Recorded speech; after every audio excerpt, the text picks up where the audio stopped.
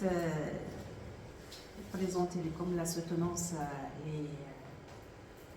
qui fait l'objet de ma première expérience de coaching auprès d'une dame qui habite en Belgique, c'est une MRE comme moi. Je me présente d'abord, moi c'est Leïla, je suis ingénieure en sciences et des aliments. Mon objectif c'est de devenir coach en nutrition. Et de par ma formation, j'ai compris que le corps et l'être humain est complexe. Et le corps humain d'ailleurs est aussi complexe. On ne se nourrit pas que par des aliments, mais aussi par des émotions. D'où la nécessité pour moi de chercher à comprendre comment identifier ces émotions. Et j'ai cherché une formation de coaching. D'ailleurs, je suis ravie par cette formation. Et je trouve que c'est vraiment complémentaire par rapport à mon background pour être à la hauteur des attentes du coaching. Donc voilà, j'aimerais partager avec vous cette première expérience qui effectivement traite les deux problématiques, émotionnelles et nutritionnelles. Mais avant d'aller en profondeur dans le sujet, j'aimerais aborder avec vous la définition du coaching. Comme Madame Archida nous a appris, moi j'ai commencé ma formation en avril. Le coaching, comme je l'ai compris, c'est un processus relationnel de collaboration entre le coach, le professionnel et le coaché que je nomme ici le sujet. Ce processus, c'est un accompagnement, un cheminement entre l'état A, ce qu'on appelle l'état problématique, l'état qui fait mal, l'état qu'on n'aime pas, l'état de douleur, l'état désagréable, vers un état qu'on souhaite, un état de solution, un état d'apaisement, un état de sérénité. Donc, le cheminement, ça nécessite de déclencher plusieurs processus de ce qu'on appelle le changement. C'est pour ça que j'ai appelé le livret, l'outil en fait, que j'ai créé pour qui m'a permis en fait de structurer les séances de coaching. Je l'ai appelé le livret du changement, parce que c'est ça le mot clé dans le processus de coaching.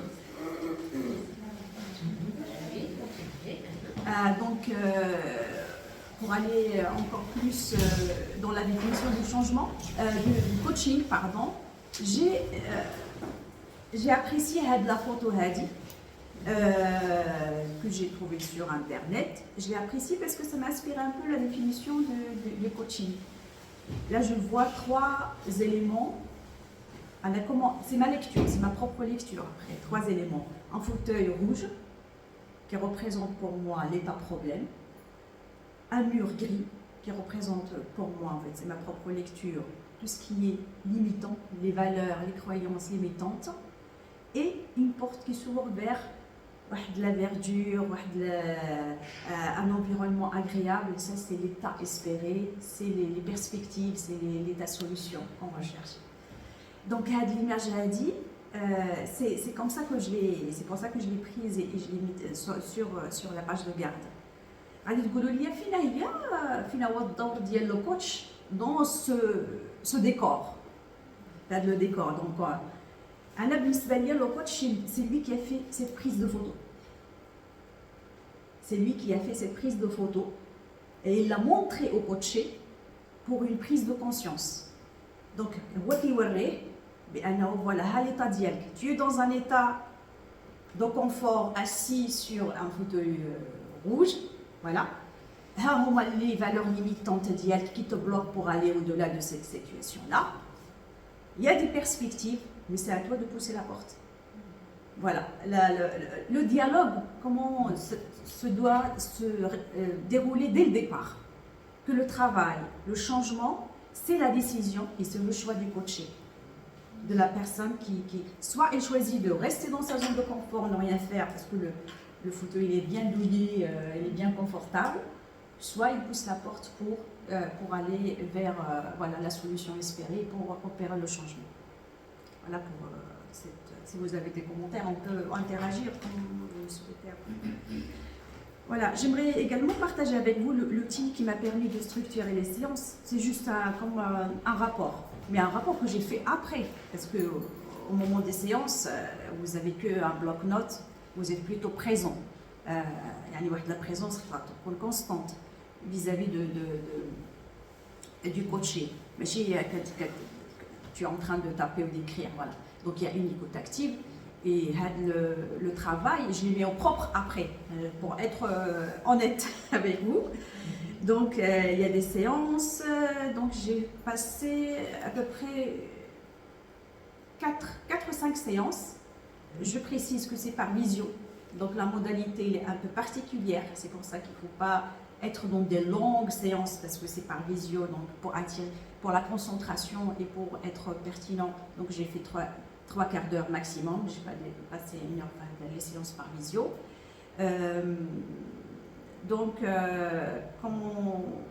En fait, j'ai structuré la séance suivant les phases qu'on a appris, phase de tâtonnement, phase d'écoute, phase de diagnostic, après phase de bouclage. Donc la phase de tâtonnement, effectivement, il ne faut toujours pas commencer par le cadrage. Cadrage, c'est quoi? C'est préciser les responsabilités de chacun, le coach ou le coaché, les obligations de chacun. Comme je l'ai précisé au début, c'est un processus relationnel, de collaboration. Tout le monde a les responsabilités.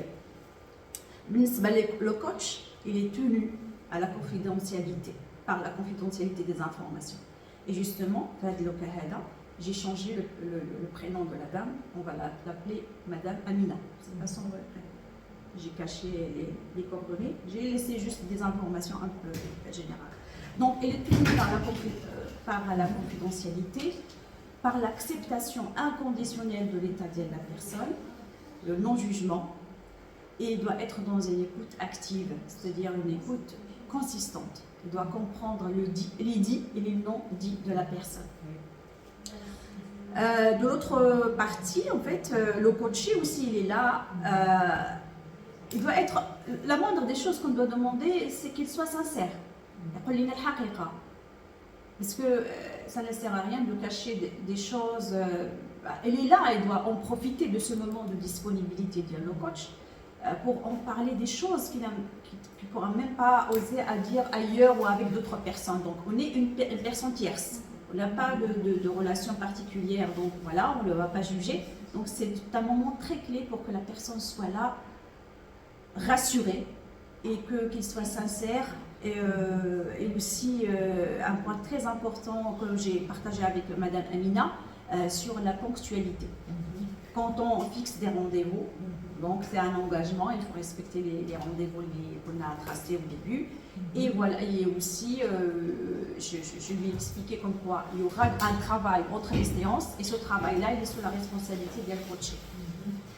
Donc, la première séance, c'était voilà, ce cadrage-là, la définition du coaching, comme je l'ai abordé juste avant, de la relation soit tu restes dans ta zone de confort, soit tu fais le changement. C'est à toi d'en décider. Donc, l'anamnèse, un diagnostic, on va dire, de l'histoire de la personne, mais d'une façon un peu light. Donc, Madame Amina, résidente en Belgique, elle est âgée entre 40 et 50 ans. C'est un âge, je l'ai mis en gras, vous allez voir pourquoi. Donc elle est venue, étudiante en Belgique, j'étais les études en pharmacie. C'était la volonté de son papa de faire ces études-là. C'était la fille aînée, donc une chef de Belgique après les années 2000, j'étais les études. Maintenant, elle est installée en Belgique, elle travaille dans une pharmacie depuis une quinzaine d'années. Tout va bien. Jusqu'à, en fait, voilà, il y a 3 mois, elle a décidé de démissionner de sa boîte. C'est pas la sienne, donc de la pharmacie où elle travaillait depuis des années. Donc cette démission-là, c'est le cas qui a provoqué cet état de mal-être, de repli sur soi. Et voilà, donc il était dans un mal-être qui a impacté sa santé, à la fois émotionnelle et sa santé physique, parce qu'il a pu voilà, enclencher un processus de surpoids, de prise de poids. Voilà, pour l'état problématique. Donc la première séance, quand il y a de la prise de contact, le cadrage, l'anamnèse, mais également on a essayé d'échanger pour identifier l'attente de la personne. Pourquoi Zama abrité la séance de coaching. Il y a comment, voilà, on a posé la question, son retour c'est quoi? Moi je veux sortir de l'état dépressif et oublier cet échec professionnel. Voilà pourquoi il est venu me voir en fait. Il a sollicité mon accompagnement plutôt. Après, le rôle du coach, comme on a appris dans nos cours, c'est qu'il doit toujours garder la vision positive de la situation, quel que soit le degré du problème. Donc c'est pour ça que j'ai reformulé l'attente de Madame Amina. Vous voulez dire que vous souhaitez retrouver la joie de vivre et de nouvelles opportunités professionnelles. Ah oui, c'est ça. Donc on est déjà bien parti sur une option positive et encourageante et motivante. On n'est pas dans la partie, voilà, problème, dépression, échec. Alors, la stratégie d'Yali de Madame Amina, c'est qu'à la fin de chaque séance, il y a l'évaluation pour évaluer un peu la perception ou la satisfaction de le coaché à la fin de la séance. Est-ce que c'est à la hauteur de tes attentes de la séance? Donc, je demande une note de 1 à 5 pour chaque séance. La première séance, Madame Amina a noté 3. Donc ça m'a un peu, étonnée parce que je me dis, j'ai fait tous les points, la démarche, le processus, qu'est-ce qui ne va pas? Alors Madame Amina, il m'a expliqué, j'ai mis 3 parce que vous ne m'avez pas posé la question pourquoi j'ai démissionné. Donc c'était, voilà, elle est venue pour ça. Son problème c'était, il faut en parler de cet échec, de cette expérience, de cette douleur. Alors, c'est là où je me disais, alors je ne sais pas si ça on le voit, la tactique. Quand on est dans cette situation on va dire, de surprise, il faut vraiment garder, il faut garder, on va dire, la position haute du coach. Parce que sinon, on va s'entraîner dans la douleur de la personne, parce qu'on est ici pour l'aider à sortir de cette douleur-là. Et je lui ai expliqué, si ça vous fait du bien d'en parler, on peut le programmer pour la prochaine séance. Mais il est important de rappeler que le rôle du coach, parce que moi je ne suis pas thérapeute, ni psychologue, justement c'est notre compétence. La compétence le coach expert coach, c'est pour travailler sur le présent et le futur. C'est pour travailler sur les perspectives. On fait toujours un lien entre le passé pour comprendre le contexte, mais on ne pose jamais la question pourquoi tu as fait ça et pourquoi et ne pas aller en profondeur dans la douleur parce que je n'ai pas les outils pour répondre à ces problématiques, on va dire, thérapeutiques. Du coup, voilà, donc j'ai noté comme quoi notre positionnement doit être toujours quelqu'un qui emmène vers les perspectives, vers les solutions, tourné vers le futur, vers la vision. Mais je ne vais jamais demander de justifier une décision qui a été prise et respecter les décisions de la personne. On n'est pas là pour juger, on a dit, le non-jugement par rapport à ça. Mais il est important d'en parler. Très bien, donc c'était l'objet de la deuxième séance, c'est d'en parler. Alors la question, c'était pas pourquoi vous avez démissionné. La question c'est parlez-moi de votre dernière expérience professionnelle. Toujours dans un cadre de valorisation, donc c'était une expérience professionnelle. Donc par rapport à ses propos, elle a travaillé 10 années dans une pharmacie, il a eu la confiance de l'ancien patron, qui a justement vendu la pharmacie à un jeune qui a repris l'affaire. Et le jeune a fait pas mal de remaniements dans l'organisation de la pharmacie. Il a repris même les clés, donc, parce que c'est le nouveau patron, c'est sa façon de faire les choses. Donc, son statut a été un peu déstabilisé par rapport, parce qu'il a une quinzaine d'années d'expérience quand même. Donc, pour elle, c'est comme une perte, c'est un deuil.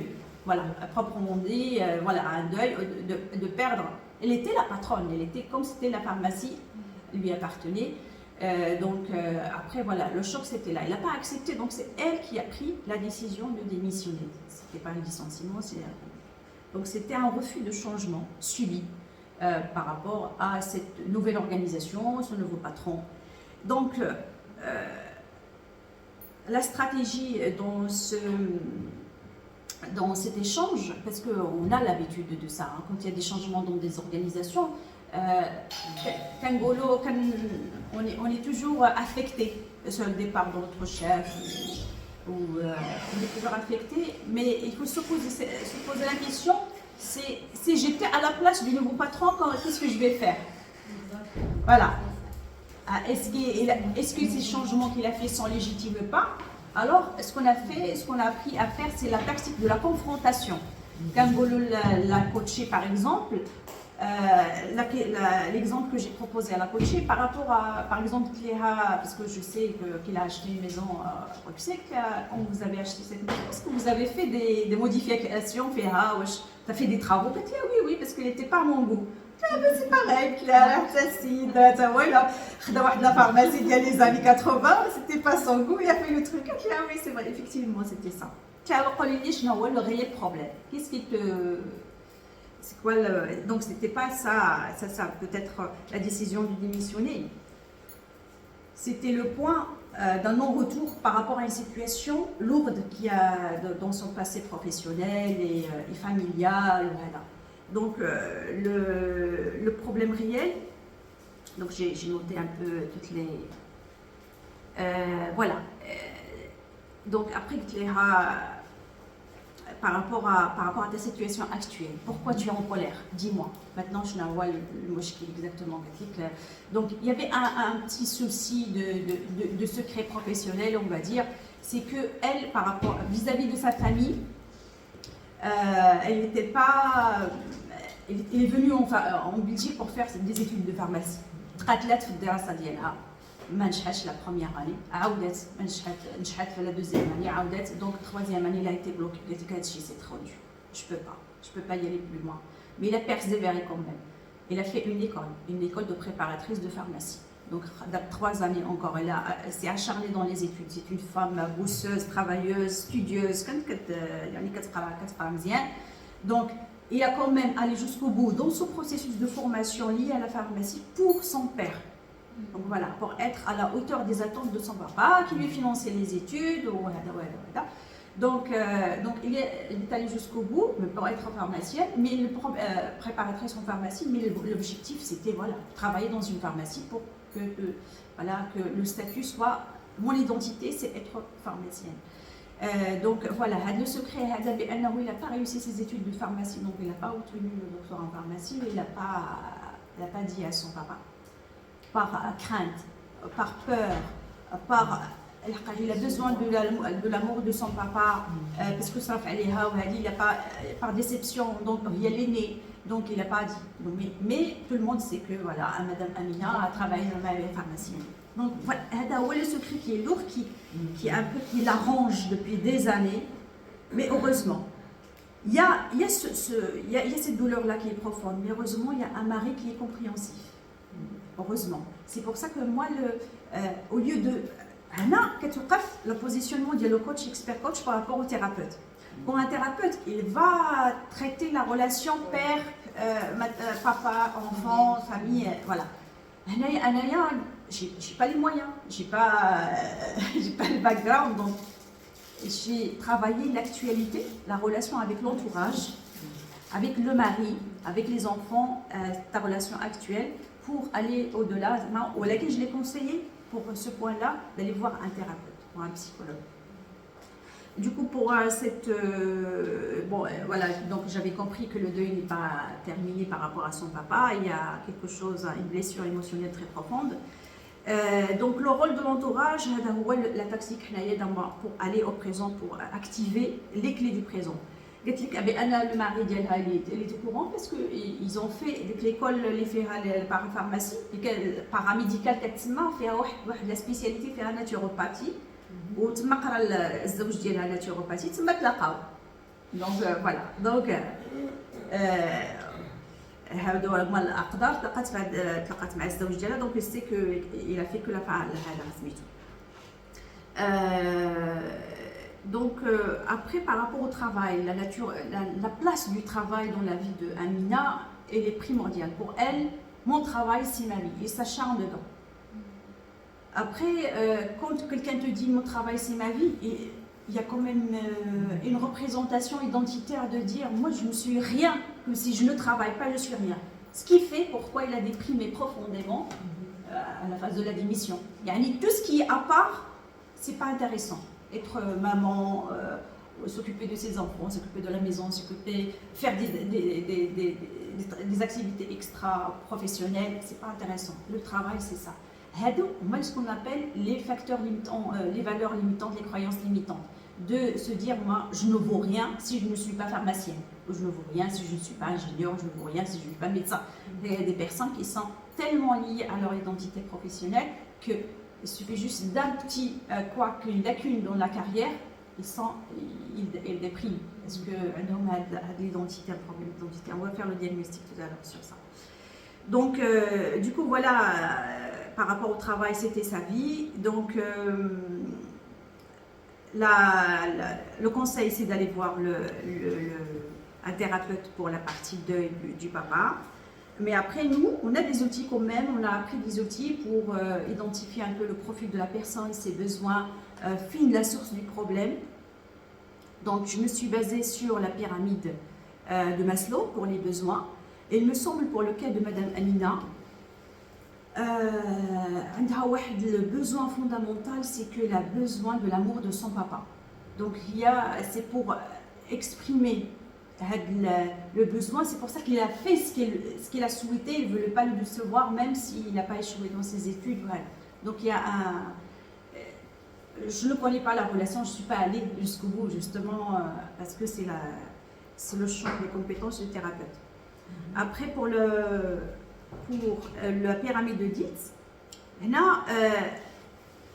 y a en fait le point rouge, c'est sur l'identité. Mon identité, c'est ma profession. Mon identité, je suis la fille de papa. Mon identité, c'est papa, il a voulu que je sois comme ça, je vais être comme ça. Donc c'est pour ça que les outils les شفناهم حنا في les cours, mais كنلقاو بان كان problème واحد le niveau de l'identité, on cherche la solution dans le niveau supérieur. Donc il faut revoir la mission de Madame Amina. شنو هي la mission ديالها? Surtout que entre 40 et 50 ans, elle a 47 ans précisément, كنكونوا في واحد la période de l'âge où vraiment on a envie de restructurer notre vie, de revoir شنو دوزنا وشنو غادي يبقى لينا. On est à mi-temps de la vie, donc كنبقى نقلبوا شي حاجه فاش ليها واحد l'équilibre entre la vie personnelle et professionnelle. Jusqu'à aujourd'hui, la vie professionnelle apprenait toute la sphère de sa vie, donc la majorité de sa vie. Donc c'est vraiment le moment idéal. C'est pour ça que je me disais la démission. Ou c'était pas par hasard, c'est parce que voilà, le changement, elle était là. Et il était vraiment, c'est le moment de faire le changement parce qu'il y a tous les éléments, le changement, on le subit parce qu'avec l'âge, avec nos besoins fondamentaux, la prise de conscience sur les choses qui est importante, moins importante, qu'elle l'âge. Donc c'est tout à fait normal. Le moment de la dépression, pour moi, je trouve que c'est vraiment une phase de repos. كتبقى الإنسان مرتاح مع راساته intériorisé. Donc le repli sur soi, à un moment donné, c'est un moment privilégié parce que l'insan يكون يعني en connexion avec lui-même pour retrouver, pour faire voilà un peu l'histoire ديالو يعاود الحسابات ديالو كما كنقولوا. C'est le moment ça. Donc rien n'est négatif. Il faut voir même le moment de dépression, c'est une opportunité pour moi parce que tu es en contact avec toi-même. Un autre outil qu'on a vu, c'est la courbe de deuil. Vu sa situation actuelle, je la vois entre le sentiment de la colère et le sentiment de la tristesse. Donc, le sentiment de l'acceptation. Donc, là, c'est un psychothérapeute qui doit l'accompagner pour aller à ce stade-là. Mais c'est juste pour vous présenter un peu les différents outils que j'ai pour comprendre la situation de Madame Amina. Alors, notre objectif, expert coach, le présent et le futur. Donc, se concentrer sur le présent. Pour retrouver les attentes, on a repris les attentes. La troisième séance, on reprend, on se concentre sur le présent. on retrouve la joie de vivre et des nouvelles opportunités. Est-ce que vous êtes toujours d'accord sur ça? Donc il faut rappeler les objectifs, parce que après, quand on est noyé dans les informations du coaching, on est dans l'écoute active, mais il faut garder toujours la structure des séances pour ne pas perdre notre objectif, la finalité de notre accompagnement. Donc voilà, on pose des questions sur l'environnement actuel. Qu'est-ce que tu veux changer dans ton environnement actuel? Exactement. Raconte-moi ta journée type, comment il s'est passé. Comme ça, les points pour améliorer, voilà, les leviers d'action. Pour elle, voilà, justement, ça se confirme, rien d'intéressant. Voilà, le fait qu'elle reste à la maison, rien d'intéressant. Mais rien d'intéressant puisqu'il n'y a pas le travail dans l'agenda. Donc, alors la question, comment tu peux rendre tes journées plus intéressantes? C'est la question. C'est à elle de me proposer des solutions. On fait ça, on fait ça, on fait ça. Je ne sais pas. Alors là où elle n'a pas d'outils, on a des outils. Alors, un outil formidable, moi que j'ai appris dans le coaching, c'est la roue de la vie, les domaines de la vie. Les domaines de la vie, c'est le miroir. Quand tu vois في المرايا, quand tu vois شنو la position فين راسك في بحال المجالات الحياة الأساسية اللي هي la partie, j'ai pris que 5, il y a d'autres chercheurs qui développent sur 8 à plus. Donc personnel, couple, famille, professionnel, social. C'est ce qu'on appelle les différents domaines de la vie. Je suis l'important. Un exercice à faire entre les séances. Les activités pour chaque domaine de la vie. C'est important pour toi. C'est l'importance de la وكيفاش بغيتيها تكون من بعد ديال الديال ديالك شنو هي يعني dans des perspectives de changement justement. Donc après voilà le retour ديالها هو هذا effectivement ça se confirme. Le professionnel il est à 5 sur 5. Donc elle prend la totalité de sa vie en termes d'importance. Donc après par rapport aux d'autres domaines d'activité, je vais aller plus vite parce que sinon on va aller non d'accord. Après, il y a un autre exercice sur la priorisation. Il y a la valeur totale ou absolue, il y a la chose, donc il y a la priorisation. Ça se confirme encore une fois que le professionnel, c'est la première chose. Après, vient la famille. Imaginez, le couple, c'est troisième position. Moi, le personnel, bien moi, il y a une français ou là, quatrième, et le social, c'est 5. Donc ça se confirme en fait l'attitude qui va c'est vrai que ça choque en fait c'est elle. Alors moi je juge pas. Il y a mis un exercice j'ai trouvé que c'est vraiment assez choquant. J'étais tellement dans mes études. Parce que c'est les études, les études qu'on appelle études professionnelles parce qu'il fait toujours des formations continues. La partie professionnelle a pris beaucoup de place. Donc il a décidé. La décision il a décidé de remanier les priorisations les domaines de vie et de remettre elle au premier lieu. Là c'est le deuxième. Donc voilà. Elle a repris conscience grâce à la période de dépression. Oui. Elle a repris conscience que il y a justement. Il n'avait plus l'énergie de s'occuper d'elle-même parce qu'il n'a jamais rien donné à elle-même. À part d'être la fille de son papa, d'être la pharmacienne, de faire les études, de s'occuper de la maison. Après, voilà, deuxième priorisation en couple, la famille, les enfants et sa belle famille. Il a de la chose d'avoir la belle famille sur place, mais contact un peu, qui était très, très limité. Professionnel, lors de ce quatrième. Après, avec le social, donc, mais l'extérieur, voilà, le social, à part la famille, parce que la belle famille, ça peut être le social. Donc ça, c'est son ordre à elle qui l'a opéré pour reprendre sa vie. Mais voilà, on va commencer par ça. Comment rendre tes journées intéressantes? On commence par ça. Alors, comment maintenant préciser des objectifs SMART, ce qu'on appelle des objectifs SMART, des objectifs de réparation, mais SMART. SMART, c'est-à-dire que ça doit être observable, mesurable, quantifiable dans le temps, et voilà, quelque chose qu'on peut évaluer, des choses concrètes. Ok, l'objectif d'une façon plus large. Après ça, c'est les finalités. Le premier exercice, de mettre vraiment on va dire des lignes directrices, et après on va quantifier les choses pour être dans le concret. Voilà, son objectif, c'est prendre soin de ma santé et de mon corps. Il avait ce sentiment de besoin. Deuxième objectif, embellir ma relation avec mon conjoint. Troisième, renforcer le lien avec mes enfants, parce que ces enfants sont grands maintenant, chez 18 ans, 24 ans, 20 ans.